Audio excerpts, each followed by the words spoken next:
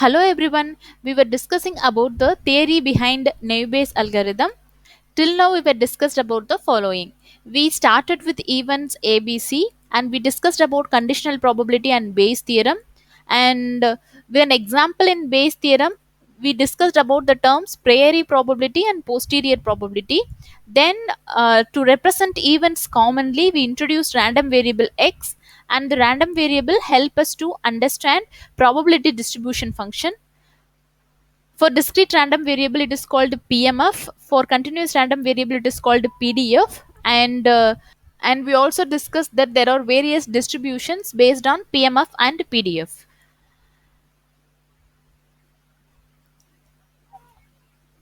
Then we understand that to analyze any data set with the help of probability, we need to accommodate two random variables x and y, where x accommodates all the features x1, x2, x3, x4, which are called independent variables, and y accommodate class variable, that is dependent variable.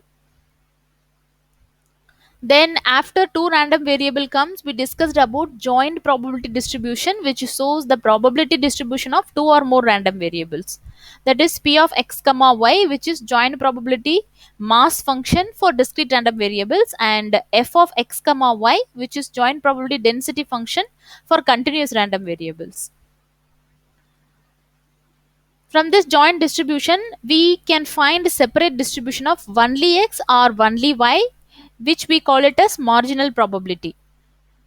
That is px of x comma y, probability distribution of only x, and py of x comma y, probability distribution of only y. Please make note that by releasing the summation of x and y, we get the probability distribution of only x or only y, that is separate distribution for discrete random variable. But for continuous random variable, we do integration because we cannot do summation for continuous random variables. So we do integration to get fx of x comma y and fy of x comma y. So we were about to discuss about why we are interested in marginal probability in this video. Let us get into the video. So we already discussed about two terms, priori probability and posterior probability. These two terms, P of A given B into P of B, these two terms we already discussed with an example of spam mail example, where we discussed about conditional probability. We discussed these two terms are called priori probability, and which means that they are available from the data, and this P of B given A is called posterior probability, which we need to calculate. So we know the term priori probability, posterior probability, and now we are discussing marginal probability. So the balance term which we need to understand about Bayes theorem is likelihood probability. So to understand likelihood probability, we will discuss two more terms, maximum a posteriori hypothesis and maximum likelihood hypothesis. So So let us start with why we are interested in marginal probability. So while discussing events, we discussed about conditional probability. That is P of A given B equal to P of A intersection B by P of B. So we are discussing this marginal probability to make use of this conditional probability in random variables. So this A can be taken as random variable X because A can be A1, A2, A3, A4 and so on up to AN, and B can be B1, B2, B3, B4, so on up to Bn. So this A can be represented by the random variable x and B can be represented by the random variable y.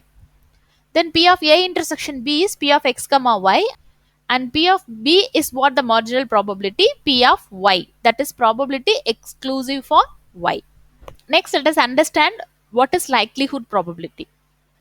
So to understand likelihood probability, let us start with maximum a posteriori hypothesis. I will explain this term with an example. Consider a medical diagnosis problem. Here we have two hypotheses. H1 is the hypothesis that the patient has a particular disease. The H2 is the patient does not have the disease. And the available data is from a particular laboratory test. It is having two possible outcomes, positive result, negative result. And what else data we are having is, over the entire population only 0.008 have this kind of disease. Now the test returns a correct positive result in only 98 percentage. So 98 percentage is only true positive of all the cases in which the disease is actually present. It's called true positive. And a correct negative result is only 97 percentage. That is true negative of the cases in which the disease is not present. So these are the available data.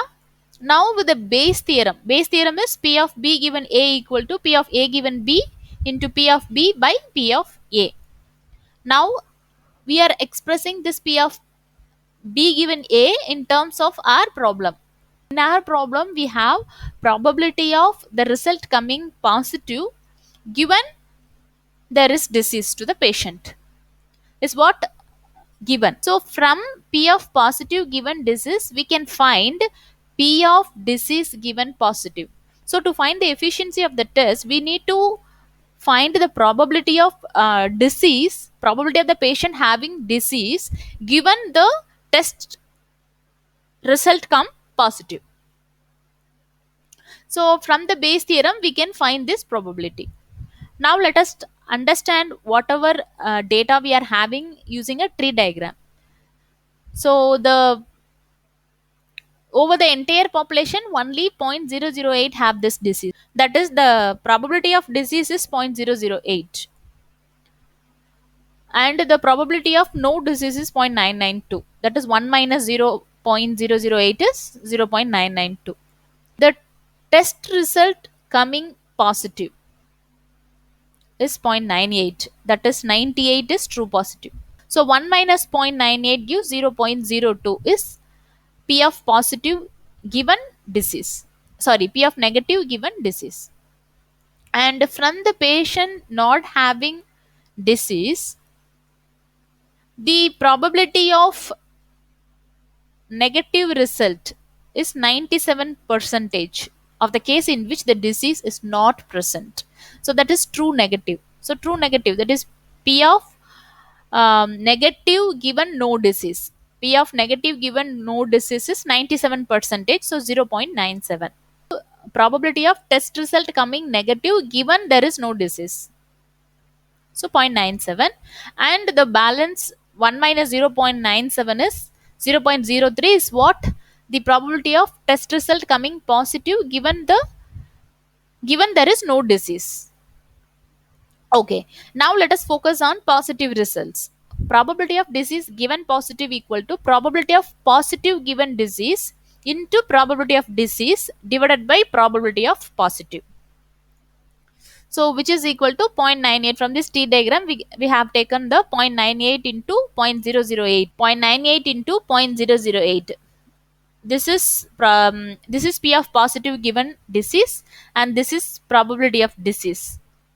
So divided by probability of positive, that is total probability of positive result, is all the positive is equal to all the positive, that is 0.98 into 0.008 plus 0.992 into 0.03, which comes 0.0376. So this is the total positive probability. Divided by total probability, we get 0.21 is what probability of disease given the test result positive. So we calculated the probability of patients having disease or no disease if the test results come positive. Similarly, we can also calculate for negative result. The patient is having disease or not if the test result coming negative. So what are the conclusions we made? If the test is positive, hypothesis 1 is true or not. If the test is positive, hypothesis 2 is true or not. What is H1? If the test result is positive, the patient is having disease. If the test result is positive, the patient does not have the disease. Similarly, H can take n number of hypotheses, and to conclude or to make decision, we take maximum probability to conclude which hypothesis is true. So from this, we can rewrite the Bayes theorem. P of H given D equal to P of D given H into P of H by P of D. That is P of hypothesis. H is hypothesis and D is data. We we may have n number of hypotheses. So we will have P of H1 given D, P of H2 given D, P of H3 given D, and to make a decision or to come to a conclusions, we will take the maximum hypothesis. That is maximum of all these hypotheses. A maximum probability of all these hypotheses. So we can say we will take maximum of P of H given D, which is called maximum a posteriori hypothesis, H map.